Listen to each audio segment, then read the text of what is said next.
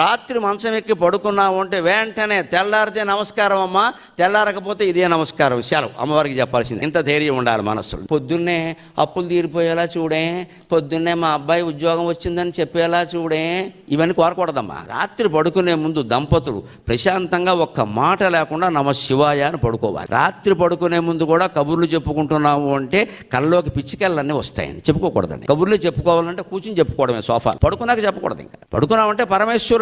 నేను మంచం మీద పడుకోగానే నేను చెప్పుకునే పద్యం ఇది. ఎప్పుడో ఒకసారి అనుకున్నా, ఒకసారి నడుము వాల్చిన ఇక సర్వస్వము భవాని ఏ జగు, ఈ లౌకిక వాంగ్మయ సర్వస్వంబు ఒకసారిగా నడుము వాల్చునో ఆమెయుడిన్. ఒక్కసారి నడుము వాల్చాము అంటే సర్వస్వము అమ్మవారే.